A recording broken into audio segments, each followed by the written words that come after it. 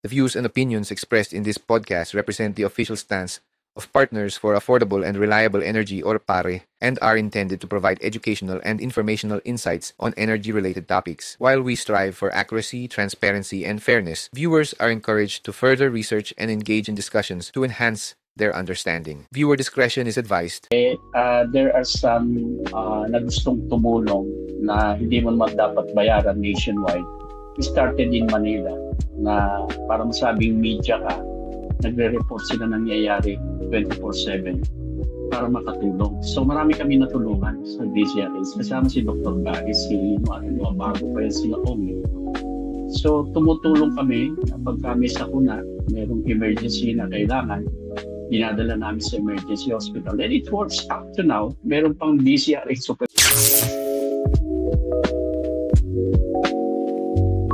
Welcome back to Power Talks by Pare, your trusted podcast for compelling conversations about energy, public policy, and consumer rights in the Philippines. I'm your host, Nick Sator Jr., the Chief Advocate Officer of Partners for Affordable and Reliable Energy, or PARE. In today's episode, we're joined by a key figure in consumer advocacy, Mr. Rick Samaniego, Chairman and Founder of the Philippine Coalition of Consumers Welfare Incorporated or PCCWI. We'll be discussing paano nga ba nag-umpisa ang PCCWI, what were the reforms that they have been pushing in the health sector, in the energy sector, and we'll also dive into the solutions to the country's power crisis and what ordinary Filipinos can do to make a difference. Sir Rick, welcome to Power Talks. It's a privilege to have you here. Gandang araw po. Yes, magandang araw po sa inyo, Mr. Nick Roliado. I'm so happy that I'm joining you here in your podcast or blog. Oo nga sir, no? Matagal-tagal na rin, no? Long time no see, long time no hear. Anyway, we're happy to have you here. Pisan natin sir, baka pwede niyong ikwento, paano nga ba nag-umpisa ang PCCWI at ano yung dahilan kung bakit ito ay naitatag? Well, actually, mahabang istorya yan eh, no? Nagsimula ito sa personal experience ko noong 1998. Di ko alam kung grade school ka pa noon o high school ka na. Well, I was ceremoniously dismissed in my work as chairman of marketing ng isang drug company way back, no, in 1997-98. Simply because they say that I was able to spin some secrets of the company, but hindi naman. No? Actually, nangyari, alam ko lang kung gaano kamahal. Nag-umpisa yan kasi pharmaceutical industry sa drugs, no? Dito sa drugs yan. And it's a Filipino corporation. Siguro hindi naman ligid sa kalaman. Moving forward, yung labor landmark decision na nilabas sometime in 2006, no? Nanalo ako kasi pinaglaban ko talaga na masyadong mataas ang presyo ng gamot dito sa Pilipinas compared to the neighboring countries natin at the time, no? So, hindi naman ako huminto. Kinumbisi ko lang yung kumpanya na pwedeng huwag nang kami na sumama sa mga unethical marketing practices na practically we are buying the doctors, no? We're buying the medical allied profession to sustain our market leadership. And I became the sixth National Awardee Hall of Fame of this leading drug company, a Filipino drug company in the Philippines.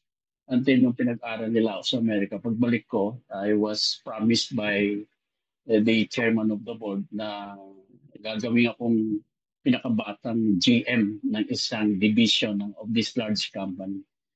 And nagkasakit siya, napunta siya sa Vancouver. So pagbalik ko, medyo ano-ano ko ng mga iba-ibang division, mga president, napagkaisaan ako until Hindi ko na nakayanan, umalis ako. Yung pinaglaban ko, the only pharmaceutical executive na nadyaryo front page sa Inquirer, I think Philippine Star at the time, nanalo ko yung case ko, no? Hands down. And while doing it, I joined some groups, no? Hindi pa uso yung party list, no? Pero yung nasamahan ko is bayan. Bayan muna, no? And in fact, that first, country first, nag-umpisa yan sa Turo Campo, aktivista no aga. But I coined the idea na hindi lang bayan, but bayan muna. Unahin natin ang bayan muna. So, kung alam mo, sila yung unang party list na nanalo kaagad yung tatlo na yun. And ginamit ko yung marketing experience in order to promote yung first party list na yun, Kalaban Mad, ganun. So I'm good at that, even in my work in the drug company, on how to promote even yung mga produkto na dying or produkto na hindi na ginagamit sa ibang bansa, so to speak. And nare-revive ko pa. Nung umalis na ako, ginamit ko yun sa iba. While having my labor case at the time, I joined several, no? Basta ang focus ko man nun health. Pagkatapos napunta ako kay Elizalde sa BCRH. So yung advocacy ko, I don't know if you heard this, Nick, yung Operation Tulong ng Apo. BCRH. Uh-huh. Yes. Kasi there are some na gustong tumulong na hindi mo naman dapat bayaran nationwide. We started in Manila na para masabing media ka, nagre-report sila nangyayari 24/7 para makatulong. So marami kami natulungan sa DCRH. Kasama si Dr. Gary, bago pa yan sila Ong. So tumutulong kami na pag kami sakuna, merong emergency na kailangan, dinadala namin sa emergency hospital. And it works up to now. Meron pang DCRH operation 2 noon. Isa ako sa brainchild. No? And then, yung 1988 generics ni Cory was one of the best, na nagawang, loss ng Pilipinas. But hindi ganun nag-work. So by 2008, I convinced yung time ni Presidente Gloria, of which I was appointed one of the presidential advisor and handling people's organizations sa EDSA People Power. I convinced na to amend that laws. So nagkaroon ng amendments ang generic law na Universal Cheaper Medicine Act. Kaya from 1988 to 2008, nag-proliferate na yung maraming generics. No? Ano ba epekto nito? Okay, naging kalahati na lang ang presyo ng gamot sa Pilipinas. And all the drugs na mahamahalin sa cancer drugs, even yung mga antibiotics, bumaba sila, sumunod sila sa generics. So from 2008 and thereon, nakapagbibigay ako ng payo as a technical working ako ng Universal Healthcare, Malasakit Center ni Senator Bongo, Malasakit Law. So effectively, napunta doon yung yung advocacy ko. And second, yung food security. Later, yung sinasabing ease of doing business, yung internet, hindi masyadong nadya-jumble. Pero yung sa electricity, napansin ko yan kasi parang nakikita ko yung mga charges natin. Parang hindi makatao. So binigyan ko rin ng pansin yan. Kapag inupuan ko sa isang bagay, Nick, sinisigurado kong tapusin. So naging successful naman ako in terms of nakapagbigay ako ng inputs doon sa refund na sinasabi na kailangan tanggapin natin. So yun, actually, tunok ng simula. Hanggang sa ng 2017, mismo mga senador nagsabi sa akin na, Rick, kilala ka lang as Rick Samaniego, na imbitahan ka namin magsalita on various consumer concerns, no? Kailangan magkakaroon ng ASEAN Summit. Magsasalita ako doon. Tayo ka ng kaagad ng consumer organization para naman may representation ka. So for 1.5 day, would you believe, May 17 yung ASEAN Summit natin, which we hosted kay President Duterte. In 1.5 day, na register yung Philippine Commission on Consumer Welfare. Simply because tinulungan ako ng mga legislators natin. Oo. Pero sir, And what can you say? Um, bakit naitatag ang PCCWI, no? At kailan po ito nai nai-found? Kailan niyo po naitayo ang PCCWI? well, naitayo ko yan noong May 2017. Just before 2017. yes, before 2 days na lang when we hosted the ASEAN Summit, which we successfully hosted ni President Duterte, where Trump, dumating yung lahat ng mga world leaders para naman may representasyon at pinagsalita ako doon, hindi naman as reactor. Mhm. Para masabi kung nasa na ang Pilipinas when it comes to consumer welfare and protection. As part kasi may mga committee yan. And noon, maganda ang performance kasi ng economy ng ASEAN countries. And one among them is the Philippines. But the problem is that it does not trickle down sa baba. So, Yes. pinagsalita ako doon kung ano yung papaano matutulungan at ano na nangyayari, how will it trickle down.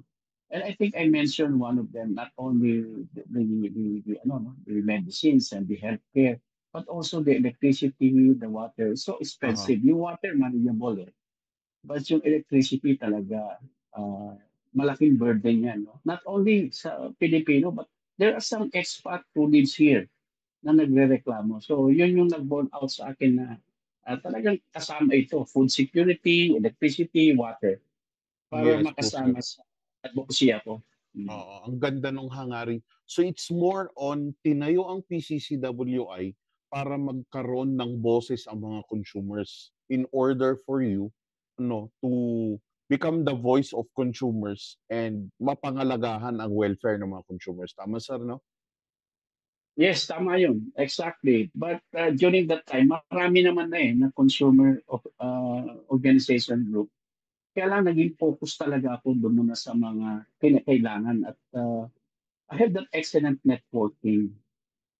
Naiimbita ako, katulad ngayon, no?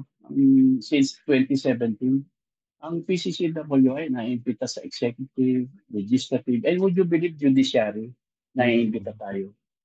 And yun, kasi sa ngayon, di ba, order of the day, health, food security, digitalization, and high cost of electricity for Yes. one.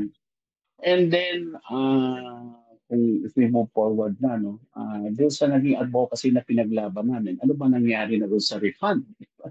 Kasi napakataas talaga ng cost natin ng electricity dito sa Pilipinas.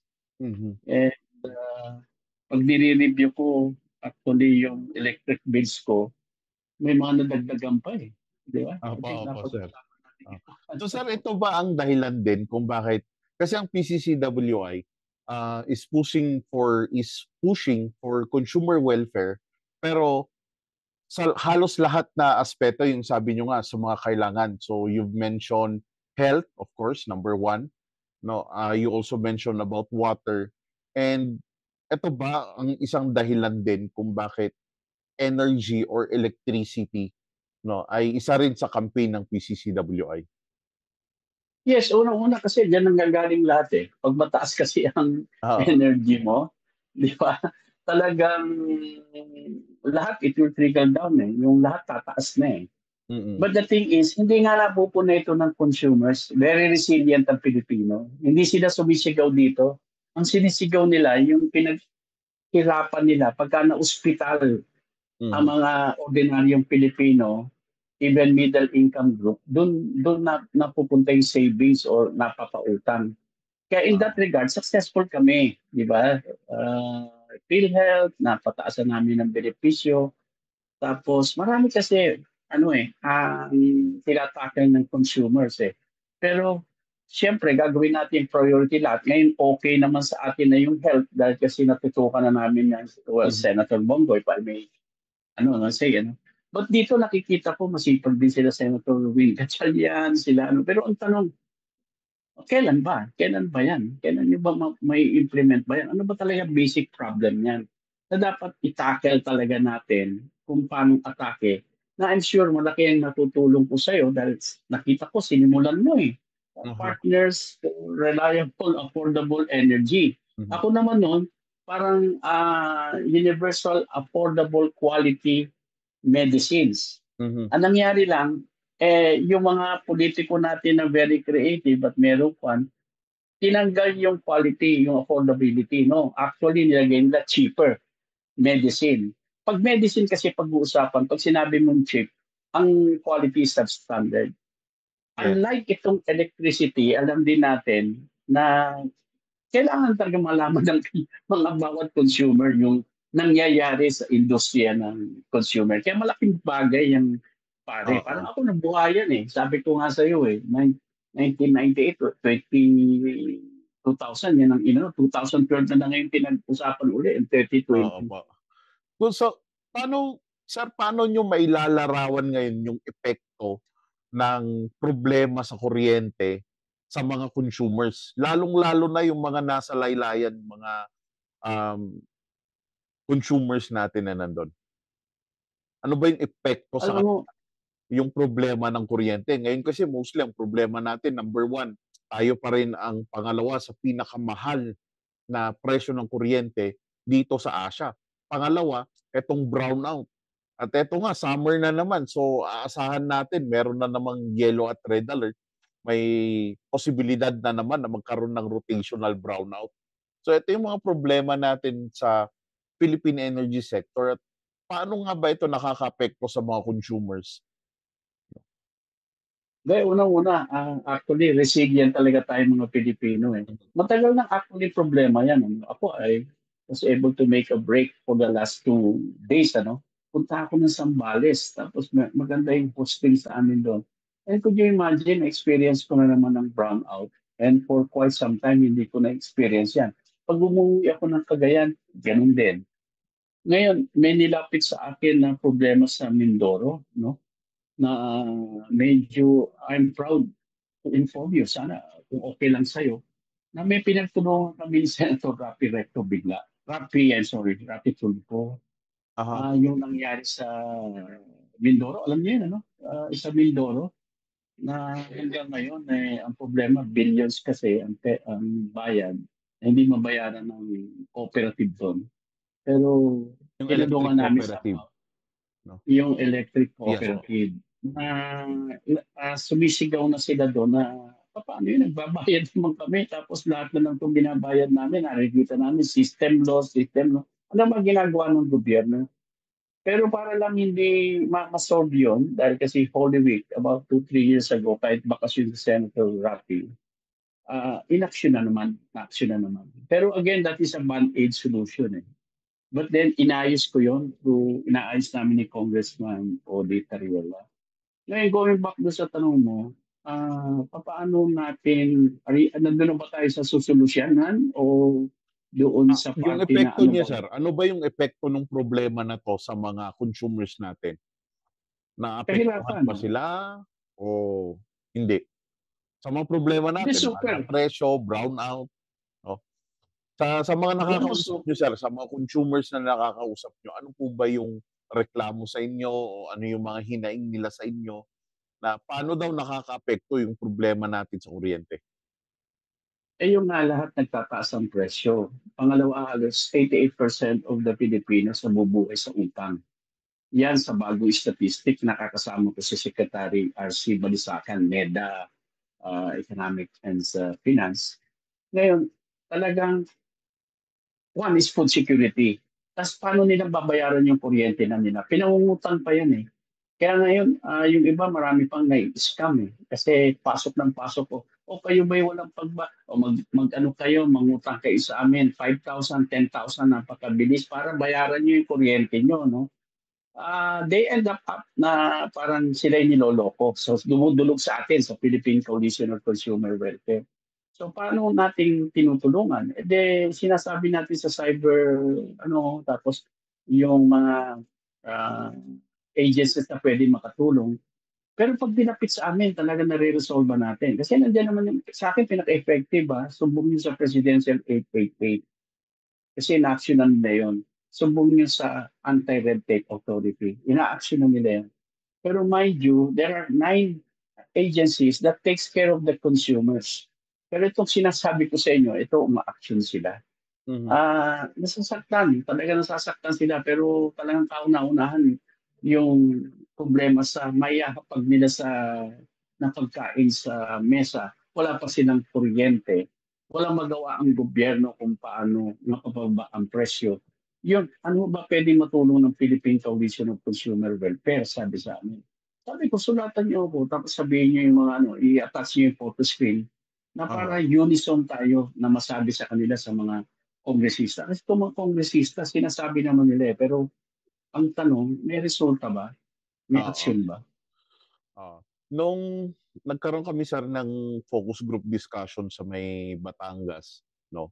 And may isang nanay na nababanggit nga niya na yung epekto ng presyo ng kuryente, no, napakalaki kasi yung pambayad niya ng kuryente, nababawasan yung budget niya na pambili ng bigas, pambili ng diaper, pambili ng gamot, no. So instead sana na makabili pa siya ng extra na 1 kilo na bigas, kailangan pambayad ng kuryente.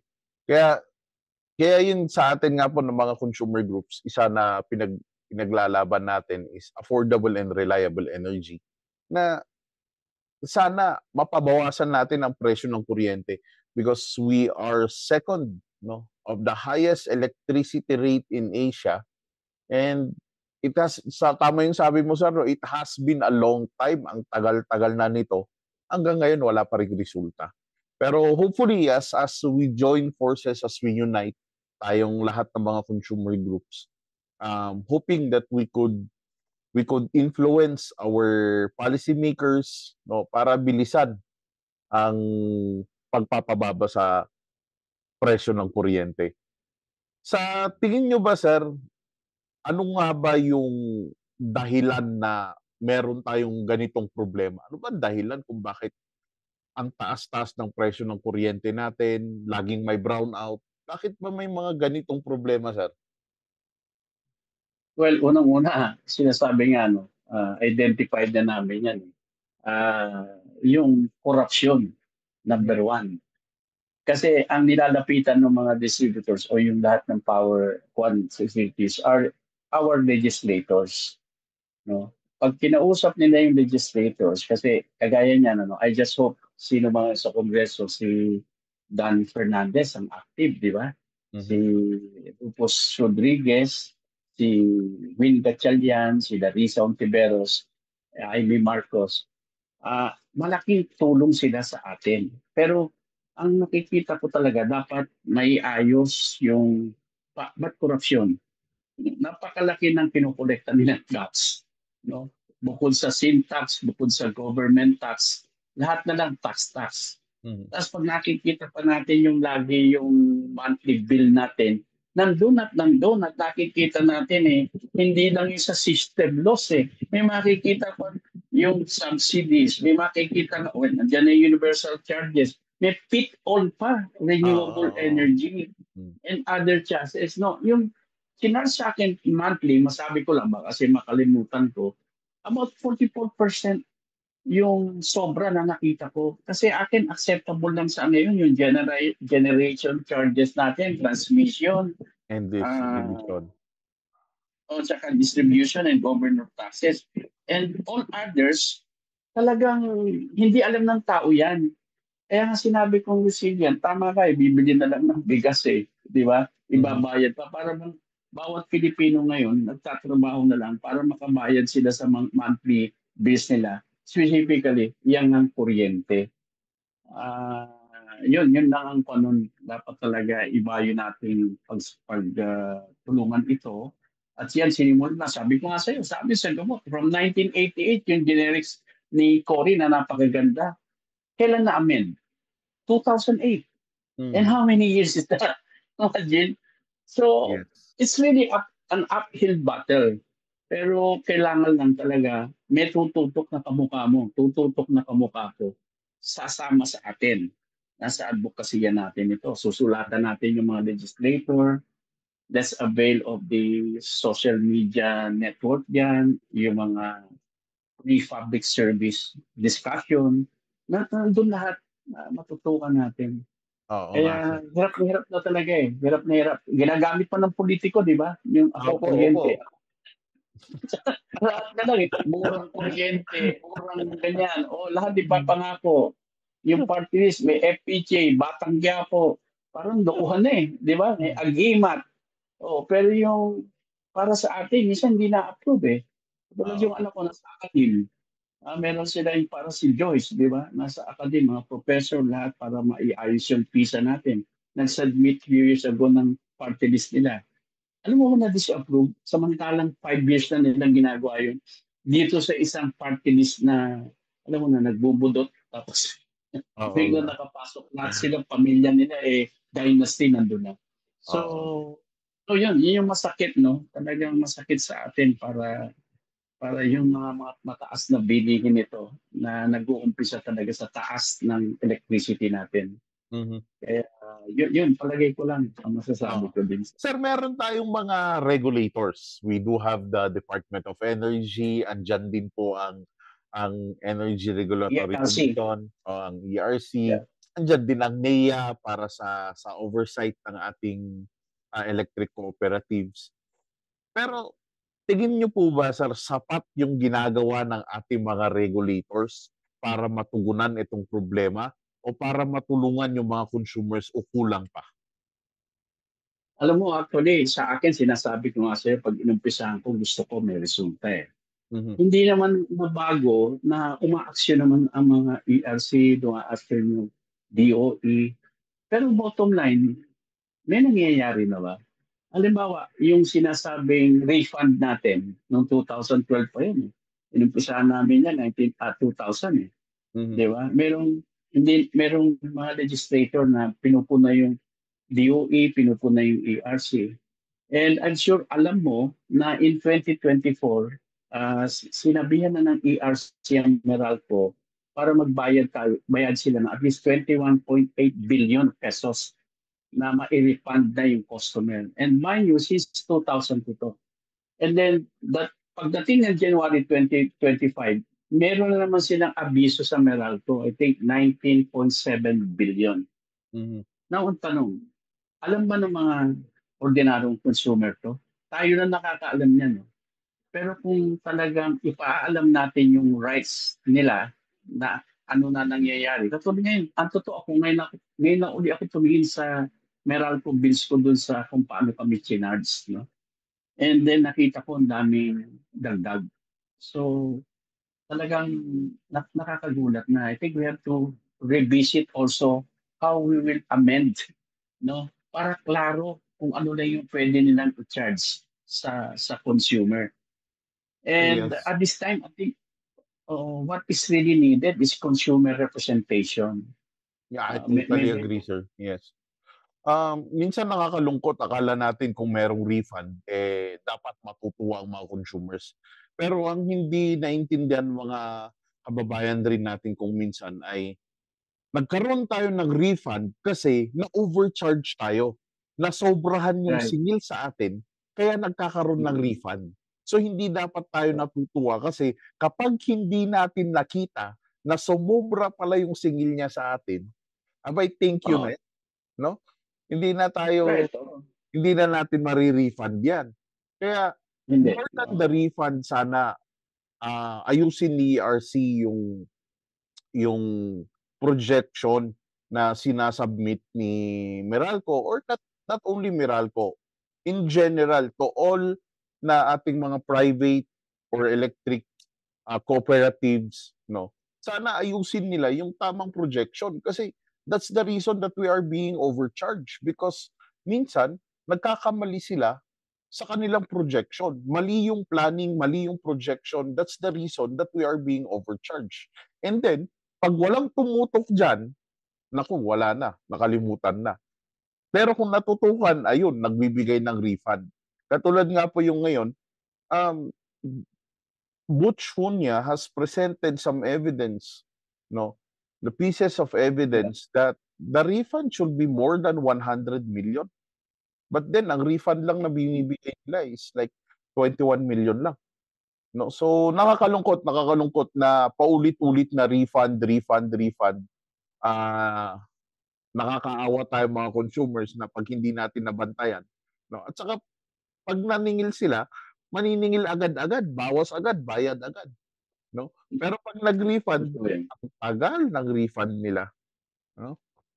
So, the same din. So, agree ako sa inyo, sir, sa sinasabi niyo na sana nga magkaroon tayo ng consumer representation. Consumer representation and bank sa as an ex officio sa ating regulators, no, na sana may boses din tayong mga consumers, no. So, Yung ba, actually with regards to dyan sa legislation, nakatutok mm, ako dyan na there should be independent private organization that will sit in these government agencies concerned with regards to consumer welfare and protection, specifically dito sa electricity, di ba? Meron na kasing batas na ginawa noon, i-revive lang namin. Would you believe si Senator Recto pa ang gumawa noon? And during the Philippine Economic Briefing, of which nagsalita rin ako last year, and sinabi niya, it's good that you reminded it, but unfortunately, hindi ko na ipasa. Ano ba ibig sabihin nun? Dapat nakaupo tayo sa iba-ibang GOCC, consumer representation, and in government with regards to consumer. Kasi while it's true na merong sa GOCC na private, sabihin ko, no, private member of this specific sa Meralco, sa ERC, may private. But truth in fact, minsan politiko rin na nag-upo. So kailangan magkaroon ng isang private independent organization na makita nilang malinis. yes. And fortunately, tayo naman natatap doon, no? Natatap doon. Ngayon sa nakita kong tinayo mo na yan na pare, yung Partners for Affordable Reliable Energy. I pray, kasama ka sa prayers ko na nakikita ko yung sarili ko sa iyo eh. Kasi maaaring sa ngayon medyo may hirapan tayong kumalap ano. But because remember, nung naiayos namin itong sa medicine, sa health, okay, wala pa nung social media. Wala pa tong everything. But now, we have all of those. Nakakausap mo yung mga congressman na ano ba, kailangan pakita mo na merong resulta nangyayari. Mhm. Just like what we have in PhilHealth right now, di ba? Eh medyo ginulat natin sila. Now, pwede kang makapasok sa emergency na sasagutin ng PhilHealth na hindi kinakailangan na ma-admit ka. You know what I mean? Dinurog ko yung polisiya na yun na that is what kind of policy of that. And then ang mouthpiece ko, si Senator Bongo, yung pagkukulit. And I'm sure kung gagawin natin dito yon sa pare, through education campaign, Yes. sasabihin natin, itong ginagawa mo ngayon, di ba? Kaya lang, kailangan we have to make a wider reach, no? Para masabi natin sa kanila. Kasi ngayon, matatawa ka, lahat ng politiko sasabihin yung maganda eh. Kung bababain natin ng ano, bababain natin yung kwan, ang kuryente na yan, lahat pwedeng kwan, lahat sasabihin eh. Oo. Pero pagkatapos nun, hindi mo na sila maririnig. And gusto ko lang malaman kung tama yung pandinig ko na sinasabi mo 21 million yung sa refund. Parang billion ang alam ko. I-refund sa atin, 200 billion, to be exact. Oo. Pero nararamdaman ba ng consumer yun? Ano ba ito? Okay? May epekto Paano ba yun? sa kanila? May epekto. May Supreme Court decision na nga dyan eh. Kaya nga in-order ng ERC ngayon ng Meralco eh. But then again, bakit nade-delay? No? Nade-delay. Wala namang klarong pan eh. Okay, so bakit nade-delay? Again, iniisip ko, pera eh. Sabi ko, wag naman. In other words, wag naman nangyari sa amin to sa gamot pero nilabanan ko. Would you believe, hindi alam lahat ng tao ngayon na maganda ang presyo ng, yun lang yung pagpapagamot. Di ba? Yung pag nandun ka na sa ospital, napakahirap nung ease of doing business na yes. sa public hospital, sa proseso, maraming requirement. Ang nakikita ko siguro yung dito sa pagtulungan natin na ma-sustain, ma-inform natin yung publiko, yung rights nila na sumama sila sa advocacy group na kagaya ng ginagawa mo. Opo. Pagkatapos sa lugar nila, sasabihin nila na para kausapin itong mga LGU, mag-start yan sa barangay, na para maibisan yung kahirapan. Kasi napakahirap na ng buhay. Pagkatapos nagpapaloko pa tayo dito sa mga dambuhalang cooperative, dambuhalang Meralco, no? Kasi hindi klaro kung ano yung mga distribution charges na yan eh. Kung ano yung mga sinasabing generation, Mga kung ano yung add-on sinasabing charges, opo. mga add-on charges, kung lalakihan mo Mga ito, pass. in other words, lagi mong papakita in bold letters ng sinacharge sa akin dito sa Meralco, paano na, or sa cooperative, andito yan, maliwanag. Maliwanag, kahit anong tipid ang gawin ko dito sa isang tinitirahan ko sa condo sa Makati.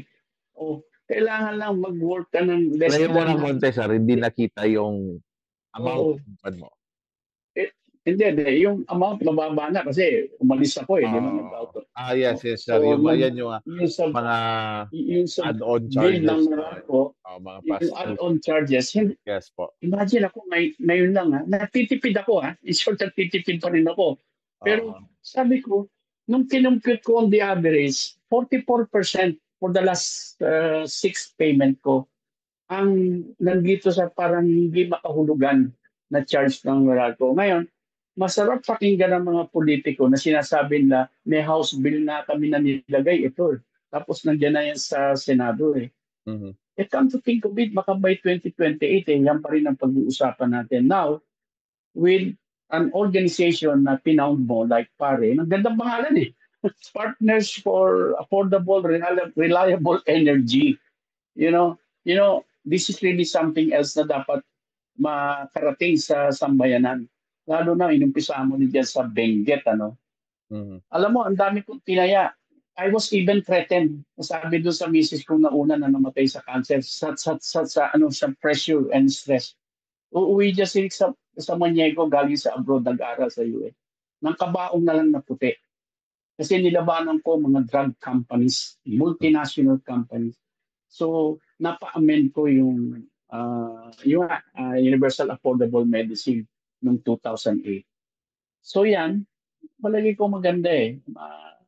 Sinabi nga nila, 1,000 of journey miles begin with a single step. Single step. Again, Opo.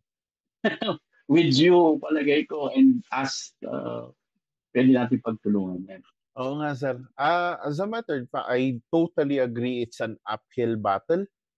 Yung call natin for an affordable and reliable energy hanggang ngayon. No, marami na pong mga nauna rin na mga consumer groups, no, na katulad po sa inyo, nauna na kayo before. The IPIRA law was established in 2001, sorry. It's already 2025, no, more than 2 decades ago. And meron na po, naumpisan na po ng 19th Congress to actually amend the IPIRA law. But hindi nila natapos, nagkaroon na ng break. So we're hoping na yung mga amendments ay kasama doon yung mga suggestions natin, no? At yung nga yung nabanggit nyo, sir, sana magkaroon na talaga ng boses ng mga consumer sa loob mismo ng regulators. Kasi sa ibang bansa, the reason din kung bakit nababantayan ng husto yung presyo ng kuryente, meron silang consumer advocate office. Ito ay grupo ng mga consumers or representation of the consumers. Dito sa atin, wala. Meron tayong regulators. Unfortunately, yun nga, there are times na ang regulators natin, kulang yung ginagawa nila. There are also times na kulang din daw sila sa tao. Well, sila ang nagsabi niyan, no? So when they were asked in hearings, bakit hindi pa sila gumagalaw o bakit ang tagal? No, our regulators actually admitted na dahil kulang daw ang manpower nila. But it's so unfortunate na ganun yung nangyayari dito sa Pilipinas. Instead sana na sumasabay siya dun sa economic progress natin pero nadidili ang economic progress natin. Like yung nangyari sir dito sa Siargao, nangyari sa Cebu, no, in other tourism areas ng Pilipinas na laging may brownout. And syempre, lahat naman ng turista kailangan gusto nila may kuryente, gusto nila may aircon, gusto nila manood, no? So, lahat talaga apektado kapag walang kuryente. No? Apektado talaga lahat.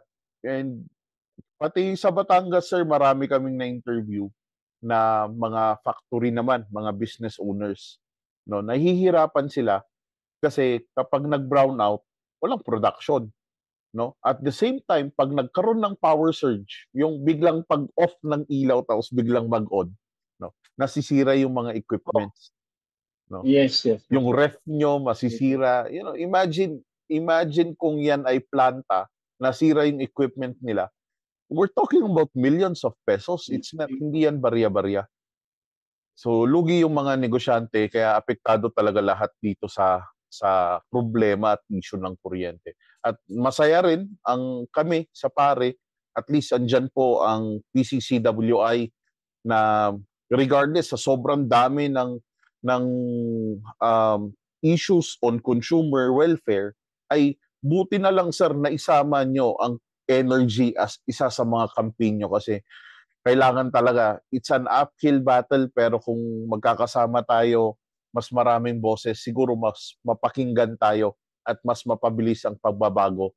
Hindi lang sa ating regulators, pero pati sa Kongreso, no? At yun nga, tama yung sabi niyo sir, kailangan talaga natin polisiya. We really need laws. We need, maraming magagandang batas naman about the energy. Unfortunately, it's the implementation of the law. But then, marami ring batas na outdated na kailangan rin talaga na i-revisit, no? Kasi the framers of the law, like the IPIRA law, the framers of the IPIRA law created that in 2001 in order to solve the problem, the energy crisis during the 90s. 2025 na ngayon. So may mga iba na hindi na applicable ngayon at nakakalungkot nga katulad na nabanggit nyo. Imagine nyo, panahon pa ni Cory yung dun sa batas tungkol sa gamot no on 1988. 1988. Tapos 2000 na-amend noong 2008. Yeah. No, imagine mo 'yon. Samantalang ang IPIRA 2001, 2025 na, no? Hindi pa tapos yung amendment ng IPIRA law. And unfortunately, naabutan na naman yan ng eleksyon. Ay tingnan natin kung yung mga nanalo ba ay itutuloy nila o papalitan nila yung proposed ng 19th Congress. But I don't know. We're really hoping na sana ipatawag din tayo sa Kongreso at makinig din sila sa mga consumers, sa experience ng consumers, no? At sa mga tunay na nangyayari sa grassroots. Yun. And sir, pinag-uusapan natin ang what do you call this, ang eleksyon. No? Sir, may mga ibang mga party list na nangangampanya sila sa mga meeting ng electric cooperatives. Sa meeting sa AGMA, no? So tama ba ito? 'Di ba these are resources ng electric cooperative? Dapat wala sanang kampanya doon 'di ba? Yeah. Alam mo, I was with Chairman George Garcia doon sa Rappler na-invite din ako I think in January. Yung sa first Good Summit nila, Good Governance. Alam mo, sinasabi niya talagang wala siyang magawa doon sa sinasabing yung irregularities o penalties dito sa mga guidelines na binigay ng COMELEC. No, even before kasi dun sa sinasabing social media. Kasi everybody already breaks the rules and guidelines. So bago pala magkaroon ng katulad noon, nung last March 28 or 29, umpisa ng local election na campaign. 28, apo. Siya mismo nagsabi na last year pa nagkakampanya na sila Di Oo ba? nga eh. Nandiyan na yung mga billboard nila. Ang wala lang yung vote Oo. for so and so. Oo. But there are many ways to campaign, especially so, wala silang ano dun sa social media eh. In other words, Facebook, TikTok, wala Oo. silang ano pa, except kung talagang nilagay mo both Nick Satur, both Rick Samaniego, both so and so. So wala pa silang regulations na nakikita except merong magpa-file, tas specifically papakita nila miski dyan sa campaign na tinatawag na donations. Especially itong mga power brokers sa electric. No? Wala silang way. In fact, ewan ko kung nakita mo sa page ko yun. No? Excuse the poverty of my page kasi wala naman nag-handle na yun. Kasi as you very well know, this is a volunteer group. Yes, yes, Pera yes. namin, sarili. Medyo nag-dwindle lang after the COVID, ano? So, kaya nga, bakit kami pinagkakatiwalaan? Bakit kami ang, ang iniimbita? Yung na-inspire sa amin na laban consumer, namatay na nga yun eh, dating USEC ng DTI. Kasi Rick, naniniwala ako sa post mo pag tinutukan mo. Pero nung nawala na siya, wala nang maimbita. Kasi pag may naiimbita, hindi nila ganong kursunada o for one another. Kaya nga, yung pare na yan, sabi ko, dahil sa inimbita ka namin noon na maging head ng energy for inputs, tsaka ease of doing business, ang malaki na tulong mo. Kaya nung tinatag mo yan with of your conveners, sabi ko, may pag-asa eh. May pag-asa pa. Kailangan lang talagang tutukan. Nagkakaproblema talaga tayo sa, alam mo na, pagka nagpatawag ng hearing at yung mas marami yung hindi makikinig at makikinig sa pera, so to speak, kailangan magprangkahan tayo dyan sa vlog mo eh. It's all about money. Kapag ka ilang hearing lang yan at nahinto na yan, sinasabi ko sa'yo, just like the internet, diba? Yung digitalization na problema namin. Okay, ilang hearing lang yan, tapos mawawala na. Kasi may mga power brokers, no? Hindi naman lahat. Pero masasabi ko, karamihan, Nick, sinasabi ko sa'yo, pineperahan itong mga politiko na ito, nahihinto na lang yan. Yun lang yung masasabi ko. Yun ang masasabi ko. Kasi pag inumpisa mo talaga na sabihin mo yung nangyayaring totoo, at sasabihin mo lang, meron ng batas, ganyan-ganyan, hindi makukonbinsi natin ng mga consumers eh. Dapat may makikita silang resulta kahit paano. Yes, Just like what we are tangible doing result. right sa health, di ba? Nakikita mo, yung sa PhilHealth ngayon, nakatutok kami. And then ito, tututukan ko, food security for one, di ba? Yes. Tapos itong sa atin, na maibaba yung presyo man lang ng kuryente, bigyan man lang ng tax break, di ba? Tapos, or financial assistance, or yung regulatory na klaro no sa no in promoting energy sector na innovation and competition, dapat maging malakas din yon. Ang dami kailangan specifically i-identify mo na kung ano saan tayo mag-uumpisa diyan. Yes, Saan ba tayo mag-uumpisa? Therefore doon dito sa monthly bill natin, tanggalin mo na kaagad yan. Kailangan yung prioritization prioritize natin yung gagawin natin. Yes po. Sa atin naman sir, yun meron tayong we do have some activities, may mga work tayo that involves Congress or policymakers, which nabanggit nyo nga na kaya po nagsusulat, we write a letter or nag-attend tayo kung maimbitahan tayo sa Kongreso. And aside from that, meron tayo yung energy literacy, which is very close to my heart. Yung paano natin bigyan kaalaman ang ating mga consumers tungkol sa kanilang karapatan. Pero siyempre, hindi lang karapatan, pero yung obligasyon din. So dapat sabay yan. Yung kanilang karapatan at kanilang obligasyon bilang isang electric consumer. Ano nga ba ang karapatan mo dyan kung private man yan, private utility distributor man yan, like Meralco, or electric cooperative yan? Ano yung karapatan mo bilang isang electric consumer? Paano basahin ang electric bill? No? Yan sir. Sa atin, because we're looking at it tinitignan natin halos araw-araw. So, kabisado natin, pero tinuturuan din natin ang ating mga consumers, no, paano basahin at intindihin ano nga ba yung iba't ibang nakasulat diyan sa kanilang electric bill. So, yeah, from energy literacy to policy, no, meron tayong ginagawa para sa ating mga consumers. And we hope, yun nga sabi ko, sir, I'll see you soon in Manila. Kita-kita tayo dyan. We hope to meet other consumer groups as well, no? Para tutukan natin itong ating collaboration towards a more progressive energy sector. Kasi at the end of the day, lahat naman tayo dito talo eh. Lahat naman tayo dito apektado, Mayan. no? Lahat kailangan ng kuryente eh, no? It became Yes. basic Oh, need. right. Pero yung ginagawa kasi nila talaga highway robbery na eh. So ngayon Oo. lang uli ako namulat dito sa Beralco bills ko na umalis ako, matagal ako nawala tapos ganun pa rin. Sabi ko, pero napakaliit nito kasi nga hindi nga ako upuan eh. Pero ba't yung iba napakataas tapos average of 44% ang ninanakaw sa akin. Sabi ko, paano na yung ordinaryong Pilipino na babasa ba ito ng mga fishball vendors, mga maggugulay dyan Yun nga. sa inyo, sa Benguet, na Mhm. kawawa naman, affected by this high cost of electricity.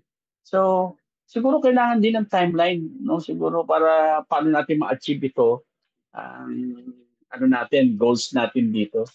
Yes. One. At sinasama nga kita lagi, nasabi ko sa'yo, na pag uma-attend ako ng mga fora Forum. na tayo na-imbita na nabibigyan din ng donasyon kasi medyo I shun away dun sa gagamitin lang yung pangalan natin pagkatapos Opo, opo. magkakakitaan tayo. Oh. Dahil kasi after all, sasabihin ng mga legislator, congressman and senators, no, na hindi naman lahat. Sila na yung nagre-representa sa atin eh. Pero come to think of it, they realize na we need Philippine Coalition of Consumer Welfare. We need this Philippine Patients Association para naman maging medyo totoo na so to speak yung ginagawa nila. Pero nevertheless, ganun talaga. Makikibalance ka. Sige, lagay mo yung pangalan ko dyan. Huwag nyo lang kami isama sa korupsyon. So, Yeah. nangyayari, nagiging salt tayo. Tayo kasi yung direct na naaapektuhan, tayo yung nandito sa baba eh. We are the ones who are here in the grassroots. Tayo yung kinakausap ng consumers, no? Tayo nakakarinig ng daing ng mga consumers, no? And Right. ito yung pinapaabot din natin sa kanila. Imagine mo, sabi ko nga sa Tama. meron pong isa na umiyak sa akin kasi nag-brown out sa kanila. Meron pong inaalagaan na pasyente. Imagine mo, may pasyente ka sa bahay, walang ilaw, walang electric fan. It takes a toll para sa nagbabantay. So, minsan, Yes. sabi ko nga, mga ganito, nakakalungkot na mga experience ng ating mga consumers. At ito yung problema na nangyayari talaga. So, hopefully na meron tayong magagawa. Sir, nabanggit nyo nga kanina, no? may mga party list na, no? Na kung ano-ano, mura na lahat. Oo. No? Well, hopefully, totoo nga na ang gawin nila maayos nila, no? Tignan natin kung manalo sila. Pero nakakalungkot. Alam mo, no? Maraming personalidad na sikat na ngayon eh. Hindi ko alam kung may nagawa sila dyan. Isa ako na kasama rin sa pagdinig. Siguro kilala niyo si Marcoleta, di ba? Nag-umpisa yan dyan eh. Nag-umpisa yan dyan sa electricity. I don't know if you are aware of that, di ba? Yes po, marami rin ng pampatas na naisulong si Congressman Marcoleta when it comes to energy. Oo, marami. Yes, kaya marami rin tulong yung mama, no, actually. Pero the thing is, gaano ba na-apektuhan meron bang magandang nadulot, nasasabi natin, somehow, nagkaroon ng dent. No? At least, nagkaroon ng dent. Pero yung talagang magiging epekto para to relieve the agony, the burden sa consumers, Talagang kailangan mag-ingay tayo eh. Hindi basta Tama, tama. yung magkakaroon tayo ng forum, magkakaroon ng ganon. I think kailangan i-paint natin sa kanila. Ito yung ginagawa sa inyo. Pinagkikitaan na kayo. Yung mga politiko nyo na dati, wala namang kwan. Ngayon, ang dami ng sasakyan, ang dami. Doon nanggagaling yan. Kalampagin nyo sila. Lakihan nila yung quota ng pang-prepaid na may prepaid na, di ba? Sa electrical bill. Kasi pag yung certain quota na binigay lang naman ng Meralco, pagka halimbawa, hindi kayo tumaas, no? 200 kilowatts, sabi mo, monthly, no? O kung may move natin at least 400 kilowatts monthly na ito yung pwede namin ano sa inyo. Pagtaas nyo dyan, kasi ang laki ng taas. Alam mo, pagka naabot mo yung binigay lang sa yung minimum target para mura mo lang mabili Lifeline ang rate. Oh. lifeline rate na tinatawag. Pero napakababa naman. Di ba dapat? Sobrang mababa talaga, sir. And hopefully, itaas nila. No? Ah, Yes, oh. tignan natin, and yan po yung isa nating sinusulong. No? Napaka-interesado Yes, talaga yes. pagdating sa issue ng kuryente talaga. Ang haba-habang kwentuhan, ng Oo. haba-haba talaga na diskusyon. Maraming kailangan gawin.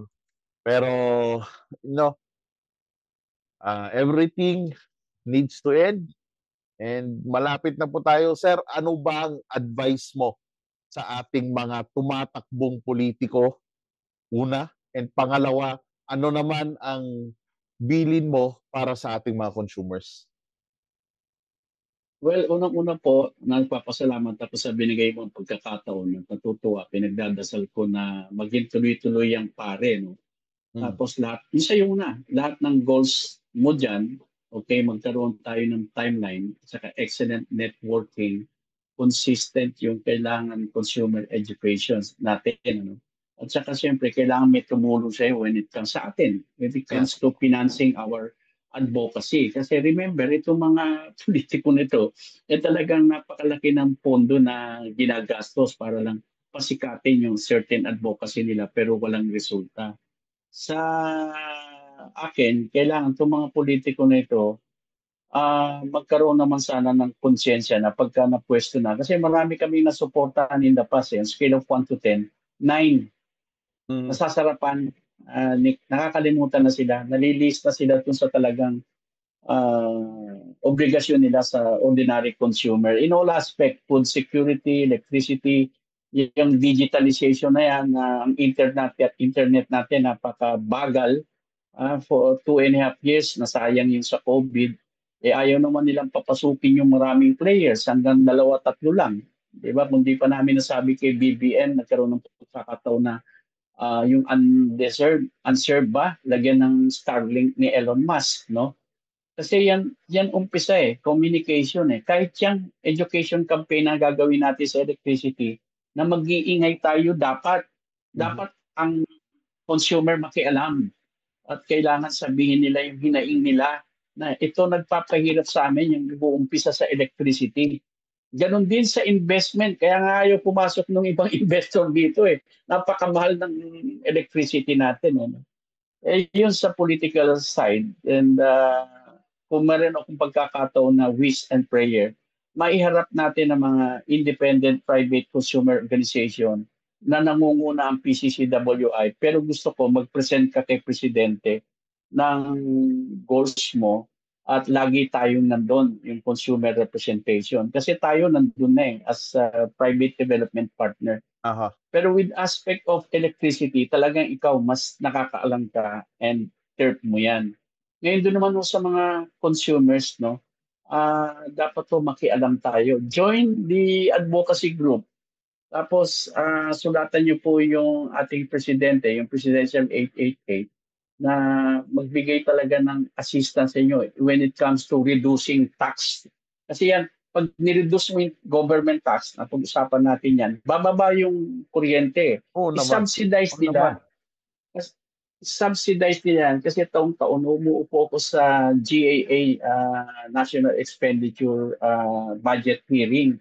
Nakita ko kung ilang bilyon, sus Mariosep, ang talagang pinaglalaruan ng mga politiko. Kaya naman, ang ating presidente naman, natutuwa ko, hinold nila lahat yun. pati yung mga unprogrammed funds. Siguro sa susunod na pagdinig natin, ma-explain ko sa inyo kung saan pwedeng makatipid at ma-subsidize naman tayo ng